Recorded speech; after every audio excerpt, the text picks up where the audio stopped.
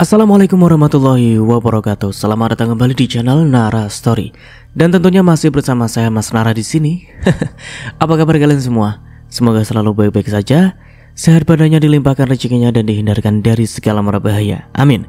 Di kesempatan kali ini saya akan menceritakan sebuah cerita drama rumah tangga dengan judul Akhirnya Suamiku Miskin, melanjutkan dari part sebelumnya.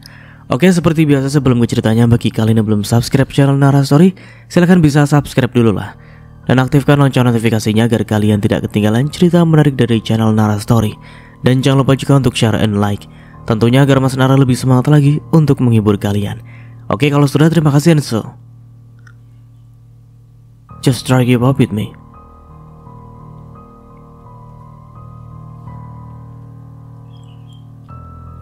Reza, apa ini kebiasaanmu setiap kamu bersama wanita sampah itu? Kamu benar-benar membuat tensi Mama naik ke Reza. Mama, teriak Reza yang terkejut melihat sang mama bisa berada di apartemen tersebut. Reza tidak menyangka jika mamanya mengetahui di mana tempat tinggal milik Nisa, kekasihnya. Kenapa mama bisa ada di sini? Mama sama papa? Jangan banyak tanya, Reza. Sekarang jelaskan pada mama, kenapa kamu teledor sekali melakukan sebuah kesalahan yang membuat usaha mama untuk mendapatkan harta papamu lenyap seketika? Semua itu karena kecerobohanmu dan bersama wanita sialan itu. Mama, apa maksud mama bicara seperti ini? Aku tidak tahu dengan semua ini, Ma. Sudah basah kuyup seperti ini kamu masih bilang tidak tahu. Kalau begitu biar mama tunjukkan padamu, supaya kamu tahu dengan apa yang sudah kamu lakukan. Yuni segera mengambil ponselnya dan memperlihatkan berita yang sedang viral saat ini, yaitu berita panas tentang Reza dan Nisa yang tengah bermesraan di kamar dan dalam kondisi tubuh vulgar. Karena merasa tidak melakukan apa-apa, Reza izin pada mamanya untuk meminjam ponsel mamanya tersebut. Reza merasa ada yang aneh dengan foto-foto dirinya yang beredar di dunia maya. Namun tiba-tiba saja Reza merasa syok setelah memperjelas foto tersebut. Dan tidak ada satupun foto yang diedit. Semua itu benar-benar real. Apa-apaan ini? Kenapa ada berita tentangku? Kapan aku melakukan semua ini? Tanya Reza yang benar-benar bingung dengan apa yang dilihatnya saat ini. Seharusnya mama yang tanya seperti itu, bukan kamu. Kenapa kamu nekat melakukan semua kebodohan ini, Reza? Bukankah mama sudah pernah menyuruhmu agar tidak membocorkan hubunganmu dengan model itu di depan umum? Lalu kenapa kamu justru memposting kebersamaanmu dengan di media sosial? Apa kamu mau bunuh diri? Pantas saja papamu mengatakan kalau kamu ini bandel. Ternyata benar apa yang dikatakan papamu. Mama jangan salah sangka dulu.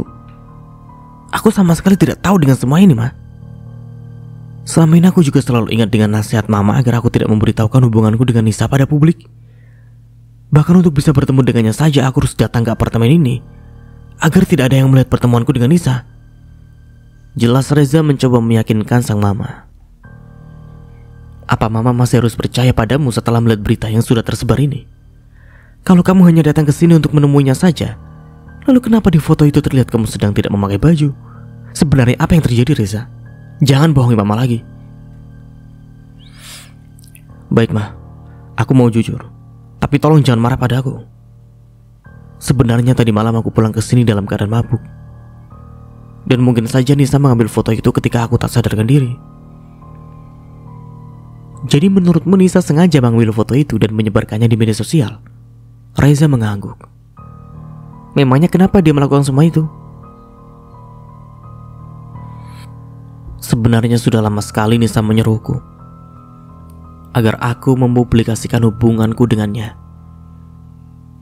Tapi sampai saat ini aku selalu menolaknya, Ma. Astaga. Jadi semua ini rekayasa dia saja. Kenapa kamu bisa kenal dengan wanita ular seperti dia sih, Za? Sekarang dia sudah membuat kacau hidup kita. Lalu di mana dia sekarang? Tanya Yuni dengan nada marah sambil berjalan menyusuri setiap ruangan untuk mencari keberadaan Nisa. Tadi dia bilang padaku kalau dia ada acara fashion show hari ini. Jelas Reza membuat Yuni langsung membalikkan tubuhnya, menatap ke arah putra semata wayangnya tersebut. Setelah dia melakukan semua ini, kenapa kamu masih terlihat santai dan baik-baik saja seperti itu? Apa kamu tidak takut kalau kita menjadi gembel lagi betulahnya? Sekarang cepat kamu temui papamu di kantor. Tadi papamu telepon dan menyuruh mama agar menyampaikan pesan ini kepadamu. Jangan lupa untuk selalu merendah ketika bersama papamu. Tetaplah memberikan sedikit rayuan pada papamu, agar papamu bersedia memberikan hartanya pada kita, bukan untuk panti asuhan. Kenapa aku harus melakukan semua ini sih, Ma? Selama ini aku dan papa tidak terlalu dekat. Jadi sangat sulit bagiku untuk pura-pura baik dan lembut pada papa. Lagian aku heran deh sama papa. Sebenarnya aku ini anak kandung papa atau bukan sih? Kenapa rumit sekali untuk bisa mendapatkan harta warisan dari papa? Kesal Reza. Kenapa kamu bertanya seperti itu, Reza? Ya tentu saja kamu ini anak kandung papamu Sanjaya. Jelas Yuni menatap tegas ke arah putranya. Kalau memang aku ini anak papa, kenapa selama ini papa sangat perhitungan padaku dan tidak mau memberikan harta warisannya padaku sejak dulu? Kenapa papa tidak mengajakku untuk bekerja di perusahaannya dari dulu, sehingga aku tidak perlu repot-repot bekerja di perusahaan lain? Mendapatkan pertanyaan demi pertanyaan dari Reza membuat Yuni merasa bingung untuk menjawabnya. Reza, suatu saat nanti mama akan memberitahumu rahasia besar yang selama ini mama simpan. Tapi tidak untuk saat ini, karena mama tidak ingin membuatmu sakit hati. Mama yakin kamu belum siap menerima semua kenyataannya. Apa maksud mama? Jadi aku ini memang bukan anak kandung papa, Reza. Tolong jangan bahas hal ini dulu. Papamu sudah menunggumu di kantor. Jadi bersiaplah untuk segera ke sana. Mama tunggu di luar. Yuni langsung berjalan keluar dari kamar yang sejak semalam menjadi penghangat tubuh Reza tersebut. Setelah kepergian Yuni, Reza langsung mengambil ponselnya dan akan segera menghubungi Nisa. Halo Hani, ada apa? Sapa Nisa di seberang telepon. Nisa, apa yang sudah kamu lakukan? Kenapa kamu mempublikasikan hubungan kita di media sosial? Apa kamu mau kalau aku kehilangan harta warisan papaku? Marah Reza. Hani, kenapa kamu tega sekali memarahiku? Padahal apa yang kulakukan ini bukanlah sebuah kesalahan. Aku hanya ingin mempublikasikan hubungan kita di media sosial sebagai hiburan saat aku gabut karena sikapmu yang selalu cuek. Dengan cara memviralkan foto kita. Kamu masih bilang kalau semua itu bukanlah sebuah kesalahan. Jangan gila Nisa. Jangan sampai aku jadi gembel karena ulahmu ini. Sayang, sampai kapan sih kamu mau jadi robot papamu? Aku yakin kalau papamu hanya menggertakmu saja. Mana mungkin papamu tidak akan memberikan harta yang dia miliki untuk anak satu-satunya. Mungkin papamu hanya mengancammu saja agar kamu menjauhiku. Kan dari dulu papamu memang tidak suka denganku, ujar Nisa yang juga sudah muak dengan semua peraturan yang dibuat oleh keluarga Reza. Tapi kamu tidak tahu bagaimana sifat asli papaku, Nis. Dia tidak pernah bercanda dengan ucapannya. Apalagi saat ada seseorang yang membuatnya kecewa. Pasti dia tidak akan tinggal diam. Lalu apa yang akan kamu lakukan sekarang? Apa kamu akan menjadi robot selamanya? Menurutku mulai saat ini kamu harus merebut paksa semua harta yang dimiliki papamu deh. Kamu harus membuat sebuah berkas palsu, berkas pengalihan semua harta warisan yang dimiliki papamu. Bagaimana? Apa kamu setuju dengan ideku? Tidak, Nis. Tolong jangan bujuk aku ke dalam hal-hal negatif. Jadi apa yang harus aku lakukan? Mau sampai kapan kita sembunyi-sembunyi seperti ini? Aku juga ingin kamu anggap sebagai kekasihmu di depan banyak orang, Reza. Aku mau semua orang tahu kalau kamu adalah milikku. Sayang, tolong jangan egois seperti ini. Suatu saat nanti aku juga akan mempublikasikan hubungan kita. Tapi tidak untuk saat ini. Tolong beri aku waktu. Baiklah. Aku akan menunggumu menepati semua janji yang sudah kamu katakan. Kalau kamu berniat membohongiku, maka aku akan membongkar semua rahasiamu. Ancam Nisa yang langsung mematikan panggilan telepon. Reza yang mendengar kemarahan Nisa pun merasa bingung dengan apa yang harus dia lakukan. Rasanya dia sudah masuk ke dalam kandang singa yang sangat membahayakan. Kenapa sifat aslinya jadi seperti ini sih? Aku benar-benar muak dengan wanita itu. Tapi aku tidak bisa berbuat apa-apa karena semua rahasia aku dipegang. Aku menyesal kenal dengannya, gerutu Reza dalam hati.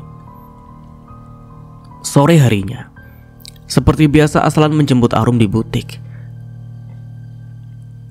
Namun kali ini mereka tidak langsung pulang ke apartemen, melainkan akan pergi ke rumah sakit terlebih dahulu untuk melihat kondisi Hendra Kurniawan, kakeknya Aslan. Saat ini mereka sudah berada di dalam satu mobil yang sama yang sudah dikendalikan oleh Aslan sendiri. Arum bernyanyi ria di sepanjang perjalanan hingga membuat Aslan ikut bahagia mendengarnya. Aslan berdehem. Arum segera menyudahi bakat tersembunyinya dan langsung menoleh ke arah Aslan. Maaf, ucapnya. Tidak apa-apa, jawab Aslan masih tetap fokus menatap jalan yang ada di depannya. Oh ya, aku mau memberitahumu satu hal. Tentang apa itu? Katakan saja. Kamu kan sudah tahu kalau saat ini kita akan menjenguk kakek di rumah sakit. Misalnya dokter sudah memperbolehkan kakek untuk pulang hari ini juga, maka aku akan mengajakmu untuk mengantarkan kakek ke rumah utama. Apa kamu bersedia? Arum nampak diam sesaat sebelum menjawab pertanyaan dari Aslan. Di rumah utama nanti juga ada paman dan bibiku, serta kakak sepupu Gusiko. Apa kamu sudah siap untuk bertemu dengan mereka? Aku sudah siap. Kamu yakin? Kalau kamu memang sudah siap, jangan sampai kamu berbuat bodoh yang akan dicurigai oleh banyak orang. Tetaplah menjadi Olivia yang cantik dan anggun, serta bersikap baik dan romantis pada aku di depan mereka. Semua seperti yang selalu dilakukan oleh almarhum Olivia selama ini. Kamu tenang saja, aku profesional kok. Aku akan melakukan acting dengan sangat sempurna di hadapan mereka semua. Aku juga akan membuat mereka terkejut dengan kedatanganku. Dengan begitu kamu pasti akan sangat merasa puas. Benar begitu kan? Bagus. Tidak sia-sia aku memberikan fasilitas apartemen untukmu kalau otakmu bisa bekerja dengan cepat seperti ini. Jangan lupa juga untuk bersikap sedikit keras pada Ziko, karena dia adalah pembunuh. Jangan sampai lupa dengan hal itu. Oke, aku akan selalu ingat dengan apa yang kamu katakan. Apakah ada lagi yang ingin kamu katakan sebelum kita ke rumah kakekmu? Sepertinya hanya itu saja. Intinya kamu harus bisa seperti Olivia yang asli dan bisa menjadi tegas kepada Ziko. Baiklah. Oh ya, kamu jangan lupa agar berakting sewajarnya saja, Aslan. Jangan tiba-tiba menciumku seperti kemarin saat kita di butik itu, ujar Arum. Aslan yang tidak suka dengan apa yang diucapkan oleh Arum itu pun langsung menginjak rem mobilnya secara mendadak. Apa maksud ucapanmu tadi, Arum? Tanyanya sambil menatap Arum dengan tatapan menakutkan. Aku tidak punya maksud apa-apa. Aku hanya mengingatkanmu aja agar kamu tidak berakting secara berlebihan di depan keluargamu nantinya. Asal kamu tahu ya, Arum, dari dulu aku selalu mesra dengan Olivia. Jadi saat ini aku pun juga terpaksa melakukan kemesraan itu denganmu agar tidak ada yang curiga pada kita. Kenapa tiba-tiba kamu mengingatkanku tentang hal itu? Apa kamu bahagia karena bisa dekat dengan mendapatkan kecupan serta pelukan dariku meskipun semua itu hanya rekayasa saja?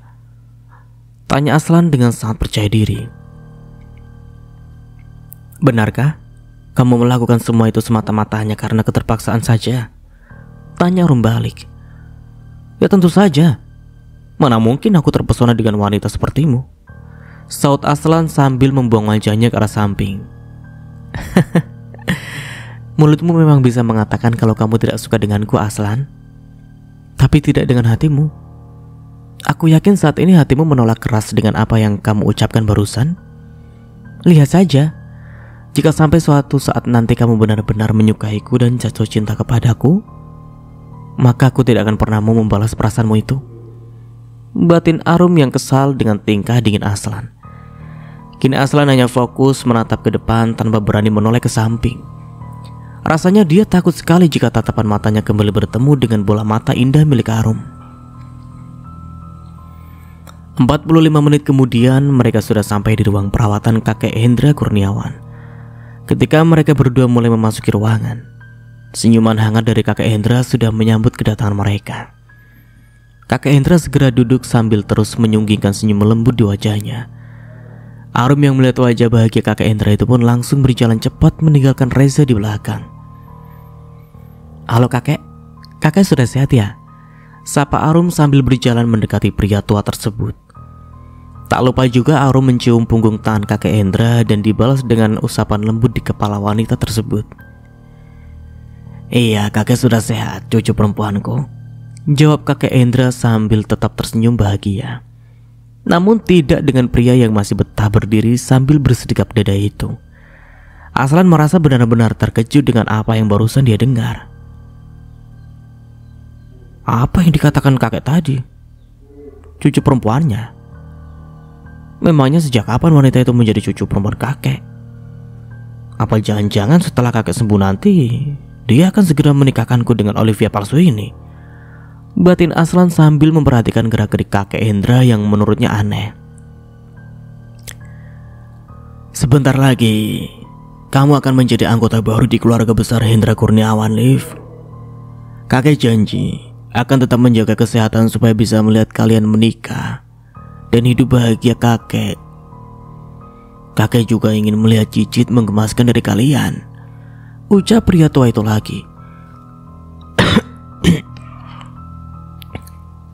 "Kamu kenapa?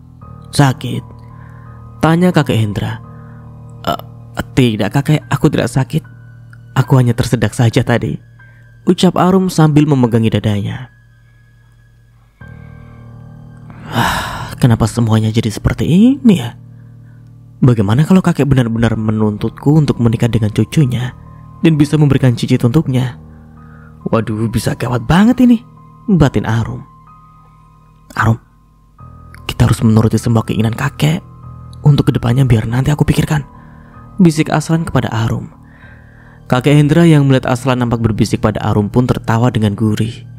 Pria tua itu tidak menyangka jika Aslan punya rasa malu, hingga berbicara pun harus berbisik. "Kenapa pakai bisik-bisik segala? Kalian malu kalau kakek mendengarnya. Padahal kakek juga pernah muda seperti kalian loh." Aslan dan Arum hanya tersenyum ke arah kakek Hendra karena tak ingin terlalu lama membahas pembicaraan yang tidak pernah mereka duga. Akhirnya Aslan menanyakan apakah saat ini kakeknya tersebut sudah bisa untuk dibawa pulang.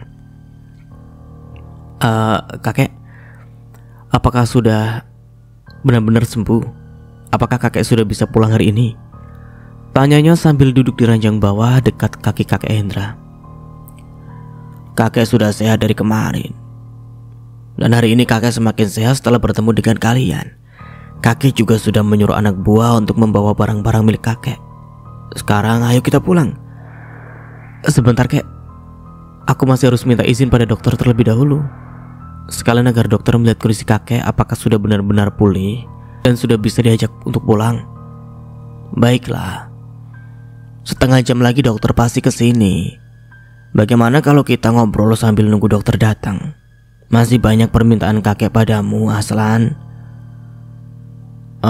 Permintaan apa kek? Tolong jangan permintaan yang aneh-aneh ya kek. Asalkan kakek sehat saja, Aslan sudah bahagia sekali. Karena pahlawanku satu-satunya hanya kakek." Aslan menatap kakek Hendra dengan tatapan intens. Hati kecilnya sudah bisa menebak jika kakeknya itu mempunyai keinginan yang tidak biasa. "Kakek hanya ingin melihatmu hidup bahagia bersama wanita yang kamu sayangi, Aslan. Kakek ingin kamu segera menikah dengan Olivia. Kalau bisa pekan depan, tepat di hari ulang tahun kakek, supaya kebahagiaan kakek semakin bertambah." Dek. Baik Aslan maupun Arum sama-sama terkejut dengan permintaan kakek Hendra. Belum selesai dikejutkan dengan candaan yang pertama, kini mereka kembali dikejutkan dengan penuturan yang sangat serius dari pria tua tersebut. "Kalian benar-benar sangat serasi. Kakek juga melihat Olivia sangat mencintaimu, Aslan.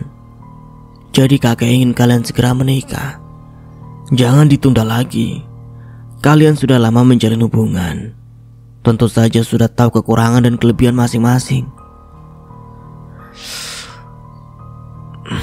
"Baiklah kek, aku Aku akan melakukan apa saja demi kakek, termasuk menikah dengan Olivia pekan depan, jawab Aslan tersenyum bahagia. Mungkin pria itu lupa kalau wanita yang akan dinikahinya masih menjadi istri pria lain. Karena merasa tidak suka dengan apa yang diucapkan oleh Aslan barusan, tanpa sadar Arum mencubit pinggang Aslan hingga membuat pria itu meringis kesakitan. Rasakan cubitan kecil dariku ini, Aslan. Bisa-bisanya kamu bersedia menikah denganku pekan depan. Bagaimana mungkin aku mempunyai dua suami sekaligus? Astaga, sandiwara ini benar-benar membuatku hampir gila, ujar Arum dalam hati. Aslan yang terus-menerus mendapatkan cubitan kecil dari Arum itu pun segera menoleh ke arah samping dengan tatapan tajamnya. Kenapa wanita ini berani sekali mencubitku? Memangnya aku ini anak kecil? Mana mungkin aku bersedia menikahi wanita galak seperti dia? Ini sungguh sangat lucu. Batin Aslan tak kalah kesal dengan apa yang dirasakan Arum. Tanpa disadari oleh kedua orang tersebut bahwa sejak tadi kakek Hendra terus memperhatikan mereka. Aslan, kali ini kakek akan benar-benar membantumu untuk bisa mendapatkan Olivia. Kakek tahu kalau kekasihmu itu belum sepenuhnya yakin dengan cintamu padanya. Tapi kakek janji akan membuat Olivia benar-benar percaya kalau kamu sangat mencintainya. Kakek juga akan membuat Olivia membalas rasa cintamu padanya. Batin pria tua tersebut sambil senyum-senyum melihat tingkah yang tak biasa dari Aslan dan juga Olivia. Setelah setengah jam berlalu, dokter yang bertugas memeriksa kondisi kakek Hendra pun sudah datang ke ruang VIP tersebut. Aslan segera meminta dokter untuk memeriksa apakah kakeknya sudah benar-benar pulih dan sudah bisa untuk dibawa pulang hari ini. Kondisi Tuan Hendra sudah stabil dan sudah bisa dibawa pulang untuk saat ini, Tuan, ujar dokter tersebut. Baiklah, aku akan segera mengurus administrasi. Biarkan kekasihku yang membantu kakek untuk masuk ke dalam mobil, saut Aslan. Mereka segera meninggalkan ruangan tersebut dengan tujuan masing-masing. Setelah Aslan sudah selesai dengan urusannya di ruang administrasi, pria itu segera menyusul kakek Hendra dan juga Arum yang sudah ada di dalam mobil. Karena sebelumnya kakek Hendra sudah menyuruh anak buah untuk menjemputnya, maka pria tua tersebut memutuskan untuk pulang menaiki mobilnya sendiri bersama anak buahnya. Sedangkan Arum dan juga Aslan menumpangi mobil milik Aslan sendiri. Karena selalu terngiang dengan apa yang dikatakan oleh Aslan dan kakek Hendra tadi, Arum memberanikan diri untuk bertanya pada pria di sebelahnya yang sedang sibuk mengemudikan mobil tersebut. Aslan, kamu tadi sadar tidak sih dengan apa yang kamu ucapkan pada kakek? Tanya Arum sambil mengubah duduknya lebih serong ke kanan untuk bisa menatap Aslan. Sadar?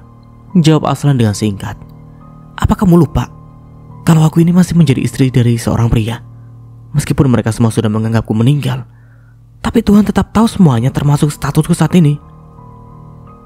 Kamu tenang saja.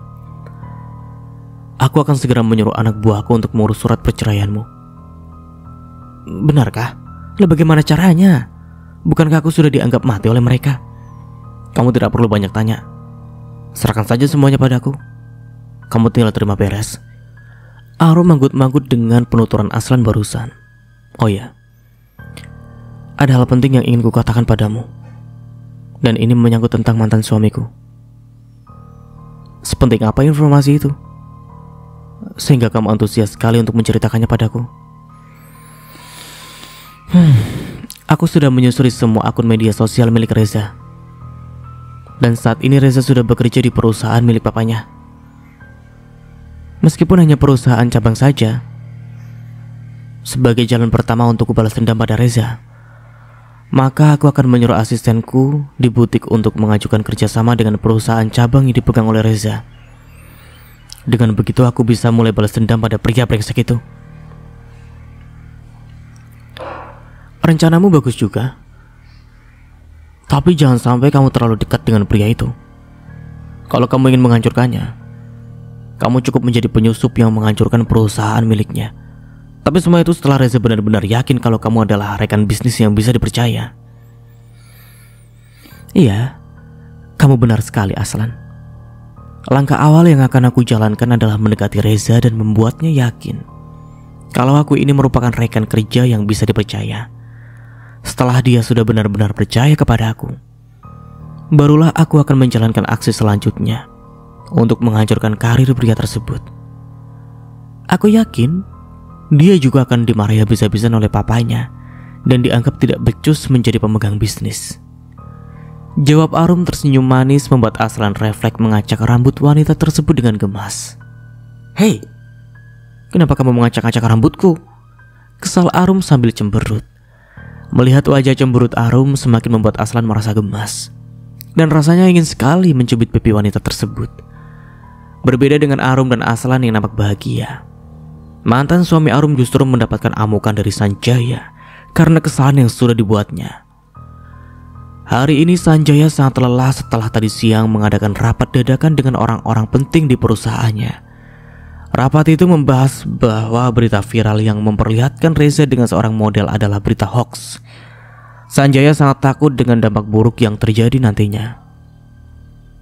"Silakan Pak, silakan memukulku sesuka hati Bapak. Aku sudah muak dengan semua ini. Aku ini bukan robot yang bisa Papa kontrol setiap saat," teriak Reza.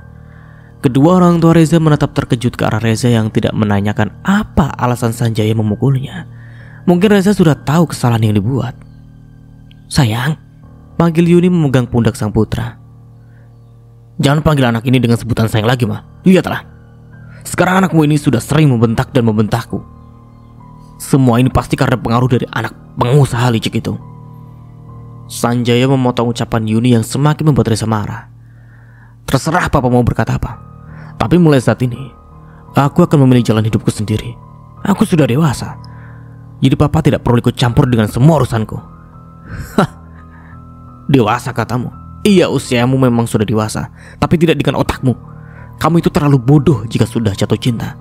Dan lebih parahnya lagi, kamu jatuh cinta pada wanita jalan seperti Nisa, tanpa kamu sadar bahwa wanita itu hanya memanfaatkanmu saja.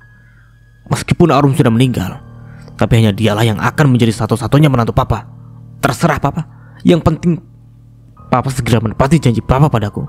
"Janji apa lagi?"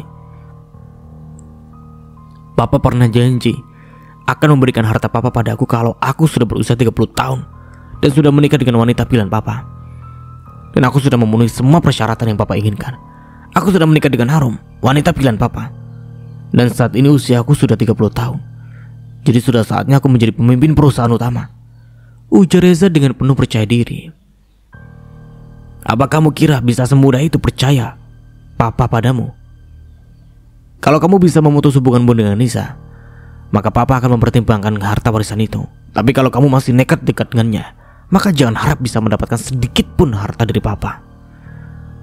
Gigi Reza mulai bergemeletuk merasa kesal dengan ucapan sang papa. "Apa maksud Anda bicara seperti itu? Papa mau mengingkari janji yang sudah pernah Papa katakan padaku?" tanya Reza yang sudah diliputi amarah. "Reza, bukannya Papa mau mengingkari janji yang sudah Papa buat. Sebenarnya Papa bisa memberikan semua harta Papa padamu, asalkan kamu mampu untuk tidak menikah lagi dengan segera mengakhiri hubunganmu dengan wanita ular itu." Reza menggelengkan kepalanya, merasa semakin frustasi dengan syarat yang diinginkan oleh papanya. "Papa masih waras kan? Kalau Papa melarangku untuk menikah lagi, itu tandanya Papa tidak mau memiliki cucu seperti sahabat Papa yang lainnya. Itu adalah syarat dari Papa. Jadi mulai sekarang kamu harus memutuskan hubunganmu dengan wanita itu. Feeling Papa wanita itu mempunyai niat jahat pada keluarga kita. Jadi segeralah meninggalkan wanita itu." "Tidak, aku tidak bisa meninggalkan Nisa, Pak. Lagian kenapa sih Papa masih selalu membahas tentang Arum? Padahal dia sudah jelas-jelas mati. Sebenarnya ada hubungan apa Papa sama Arum? Kenapa Papa terlihat sangat menyayanginya?" "Kamu tidak perlu tahu semuanya, Reza. Turuti saja semua yang Papa ucapkan. Sebenarnya sudah lama sekali aku curiga pada Papa. Sepertinya Papa menyembunyikan sesuatu dariku. Sekarang katakan padaku, apa yang Papa sembunyikan dariku, Pak?" "Jadi kamu sudah tahu kalau selama ini Papa menyimpan sebuah rahasia besar. Baiklah, Papa akan memberitahumu saat ini juga. Tapi setelah Papa memberitahumu, jangan pernah kamu menyalahkan Arum karena dia tidak tahu apa-apa." Sebenarnya ucap Sanjaya menggantung karena Yuni sudah datang dan menghentikan obrolan mereka. Stop, Pak. Jangan dilanjutkan lagi. Papa sudah janji akan menjaga rahasia ini dan hanya kita berdua saja yang tahu. Tolong jangan ingkar janji yang sudah Papa buat, ucap Yuni. Biarkan saja aku menceritakan semuanya pada Reza, Ma. Aku sudah benar-benar capek dengan putra kesayanganmu itu. Kalau aku menceritakan yang sesungguhnya, siapa tahu Reza bisa mengerti dengan apa yang terjadi di masa lalu dan bisa merubah sifat buruknya itu. Mama mohon jangan mengatakannya sekarang, Pak. Mama takut jika sampai ada orang lain yang mendengar pembicaraan kita dan memanfaatkan situasi yang ada. Ini semua demi kebaikan keluarga kita, Pak. Mama mohon pengertiannya, pinta Yuni. Yuni terus saja membujuk dan merayu suaminya agar mengurungkan niatnya untuk menceritakan masa lalunya pada Reza. Reza, yang sudah tidak bisa mengontrol emosinya itu pun langsung berjalan ke arah pintu keluar dan meninggalkan dua paruh baya tersebut. Setelah keluar dari ruangan, Reza segera melangkah dengan cepat untuk segera pergi ke suatu tempat yang bisa membuat dirinya tenang. Tak lama kemudian Reza sudah sampai di sebuah taman yang ada di komplek rumah milik orang tuanya. Pria itu duduk termenung di sebuah gazebo dengan pikiran yang warna-warni. Kenapa nasibku seperti ini? Kenapa orang tuaku memperlakukanku seperti orang lain? Bahkan untuk membagi hartanya saja harus adu mulut setiap hari, ucap pria itu sambil meneguk minuman dingin yang tadi dia bawa. Sedang sibuk berkelana dengan pikirannya, suara dering ponsel mengalihkan lamunan pria tersebut. Iya. Halo, ada apa? Tanya Reza pada lawan bicaranya. Halo Pak Reza, kenapa sudah beberapa hari ini Anda tidak masuk ke kantor cabang? Apa Anda kembali bekerja di tempat lama? Tanya orang tersebut yang merupakan karyawan di kantor cabang milik Sanjaya. Oh, tidak. Aku sudah tidak sudi lagi jika harus mengabdi di perusahaan Alek. Beberapa hari ini aku juga sedang ada masalah, jadi malas ke kantor. Memangnya ada apa? Apakah ada masalah di kantor cabang? Tanya Reza penasaran. Tadi pagi ada seorang wanita yang datang ke kantor cabang, Pak. Apakah Pak Reza masih ingat dengan Olivia Butik? Olivia Butik? Tentu saja aku masih ingat dengan perusahaan itu. Aku juga masih ingat dengan jelas owner butiknya yang menolak mentah-mentah dengan kerjasama yang pernah aku tawarkan dulu. Memangnya kenapa? Oh, syukurlah kalau Pak Reza masih ingat. Jadi begini, Pak. Tadi pagi ada seorang wanita yang merupakan sekretaris Nona Olivia datang ke kantor Anda. Beliau ingin mengajukan sebuah kerjasama untuk produk pakaian yang akan kita produksi bulan ini, Pak. Apa aku tidak salah dengar? Dulu mereka menolak bekerja sama yang pernah aku ajukan, dan sekarang mereka ingin mengajakku bekerja sama balik. Benar, Pak. Lalu bagaimana? Apakah Anda bersedia menerima tawaran itu? Kalau Anda bersedia, mereka ingin bertemu dengan Anda terlebih dulu sebelum kerjasama itu benar-benar dilaksanakan. Baiklah. Katakan pada mereka kalau aku bersedia bertemu dengan mereka. Cepat kamu hubungi kembali asisten Olivia dan tanyakan padanya di mana aku harus menemuinya. Reza mulai bangkit dari duduknya dengan senyuman yang terus terpancar di wajahnya karena rasa bahagia yang tidak terkira. Baik Pak Reza, tapi besok Anda harus sudah masuk ke kantor cabang agar kita bisa mempersiapkan kerjasama tersebut, ujar karyawan. Oke, besok aku akan ke kantor cabang, jawab Reza masih dengan senyuman mengembang di wajahnya. Sementara di rumah milik Sanjaya, saat ini pria parubaya itu masih betah berbincang dengan Yuni sang istri. Yuni terus berusaha untuk menenangkan Sanjaya agar tidak tersulut emosi. Papa, apakah masa lalu kita yang suram tidak bisa kita lupakan saja? Aku rasa kita tidak perlu merasa bersalah kepada Arum. Lagi pula Arum juga sudah meninggal, Pak. Jadi kita tidak perlu merasa bersalah kepadanya lagi. Tidak, Ma. Rasa bersalah itu masih tetap mengganjal di hati Papa. Apa kamu tahu? Akibat aku mengikuti ide gila darimu di masa lalu membuatku merasa sangat bersalah sampai saat ini. Tapi kan semua itu bukan kesalahan kita saja, Pak. Iya. Tapi aku juga tidak menyangka kalau orang tua Arum akan mengalami kecelakaan tragis dan mati dengan cepat seperti itu. Untung saja ada Bu Ningrum dan juga anaknya yang bersedia menjadi keluarga sambung Arum.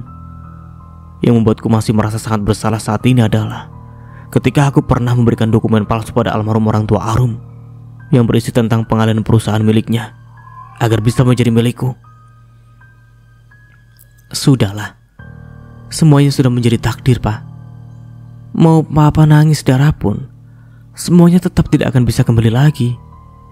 Papa bayangkan jika saja sampai saat ini mereka masih hidup, pasti mereka akan menuntut Papa atas penipuan yang sudah Papa lakukan pada mereka. Jadi Papa bersyukur saja karena mereka sudah mati setelah kita sudah mendapatkan perusahaan milik mereka. Penyesalan Papa semakin bertambah ketika Papa ingat dengan pesan terakhir almarhum orang tua Arum yang mengatakan bahwa mereka menitipkan Arum pada kita agar kita bisa menjaga Arum dengan baik. Dan setelah Arum sudah dewasa, mereka menyuruh Papa untuk menikahkan Arum dengan anak kita. Sayangnya anak kita juga sama seperti kita, sama-sama gila harta dan akan melakukan apa saja agar bisa mendapatkan harta tersebut. Sesal Sanjaya. Tapi kita sudah melakukan apa yang diinginkan oleh almarhum orang tua Arum, Pak. Kita sudah menikahkan anak kita dengan Arum. Tapi sekarang Arum sudah meninggal, yang artinya semua harta milik orang tua Arum sudah sepantasnya jatuh ke tangan Reza. Tidak, Ma. Aku tidak pernah memberikan harta warisan ini sebelum aku benar-benar yakin Reza bisa mendapatkan jodoh yang baik seperti Arum. Aku benar-benar merasa bersalah dengan semua kejahatanku di masa lalu, ujar Sanjaya dengan tatapan kosong ke depan dan pikiran berkelana. Otaknya terus dipenuhi dengan semua kejahatan yang sudah pernah dia lakukan pada almarhum kedua orang tua Arum yang asli. Sialan, susah sekali membujuk pria ini untuk bisa memberikan harta peninggalan orang tua Arum pada Reza. Aku harus bergerak cepat agar usahaku selama ini tidak berakhir dengan sia-sia, batin Yuni. Baik, Pak. Mama akan membantu Reza untuk mencarikan jodoh seperti Arum. Terima kasih atas pengertianmu, Ma. Papa hanya ingin melihat anak kita hidup bahagia dengan wanita baik-baik, sahut Sanjaya kembali. Di tempat lain, tepatnya di rumah utama kakek Hendra, saat ini Bibi Rahma sedang merapikan meja makan dan sedang sibuk menata semua menu makanan yang sudah siap untuk dihidangkan. Fiona, adik perempuan Ziko yang melihat kesibukan sang mama pun langsung menghampirinya. Mah, lagi sibuk ya? Memangnya hari ini kakak jadi pulang dari rumah sakit, Mah? Tanya gadis tersebut. Iya sayang, saat ini kakak sedang dalam perjalanan pulang, jawab Rahma. Syukurlah kalau begitu. Oh ya, Kak Ziko kemana sih, Mah? Kok dari kemarin aku tidak melihatnya? Apa Kak Ziko sakit? Tidak sayang, kakakmu tidak sakit. Kakakmu sedang di kamarnya, mungkin sedang menyelesaikan pekerjaannya. Kalau begitu aku mau nyusul Kak Ziko ke atas, Mah. Jangan sayang, daripada kamu menyusul kakakmu, lebih baik kamu bantuin mama menyiapkan makanan di meja, ujar Rahma memegang tangan Fiona. Namun dengan cepat gadis itu melepas pegangan tangan mamanya dan berlari dengan tersenyum senang. Maaf, Ma, kali ini aku tidak bisa membantu mama, ujar gadis itu sambil berlari kecil menaiki anak tangga. Fiona segera berjalan menuju kamar Ziko. Gadis itu langsung nyelonong masuk begitu saja tanpa mengetuk pintu terlebih dulu. Ceklek. Pintu kamar sudah terbuka. Fiona dibuat shock dengan apa yang dilakukan oleh Ziko saat ini. Kak Ziko, apa yang kakak lakukan? Kenapa kakak memotong-motong foto kita saat bersama Kak Aslan? Tanya Fiona yang membuat Ziko merasa kesal karena ulahnya. Vio, kenapa tiba-tiba masuk ke kamar tanpa izinku terlebih dulu? Tolong segera pergi dari kamarku sekarang, teriak Ziko dengan tatapan mata tajam. Apakah Ziko ada masalah dengan Aslan? Alih-alih segera pergi meninggalkan ruang kamar Ziko, Fiona justru melangkah semakin dekat dan bertanya pada pria tersebut. Kamu masih kecil, jangan ikut campur urusan orang dewasa. Tapi aku hanya ingin tahu masalah apa yang sedang kakak alami hingga kakak memotong-motong foto kebersamaan kita dengan Kak Aslan dulu. Rengek Fiona lagi. Fiona, apa kamu tahu kalau hidupku hancur karena ulah Aslan? Karena dia, aku selalu kena marah oleh kakek. Karena dia jugalah aku ditolak wanita yang sangat kucintai. Kesal Ziko. Apa maksud kakak bicara seperti itu? Apa kamu tahu kalau Olivia pernah menolakku demi Aslan? Padahal aku sangat mencintai Olivia, tapi dia lebih memilih Aslan daripada aku. Mulai saat itu aku benar-benar benci Aslan dan tidak mau mempunyai saudara seperti dia. Kenapa harus memutuskan tali persaudaraan sih, Kak? Walau bagaimanapun juga Kak Aslan itu keluarga kita, Kak. Dan sebentar lagi dia akan segera sampai di rumah ini bersama kakek Hendra dan juga Kak Olivia. Sudah lama loh kita tidak bertemu dengan mereka, Kak. Jadi aku harap pertemuan malam ini bisa membuat Kak Ziko kembali baikan dengan Kak Aslan. Dan sampai di sini dulu ceritanya. Nantikan kelanjutan ceritanya di part berikutnya. Dari saya mohon maaf bila ada salah kata atau dalam penyampaian cerita. Akhir kata, wassalamualaikum warahmatullahi wabarakatuh. Sampai jumpa di video selanjutnya and see you. Ciao.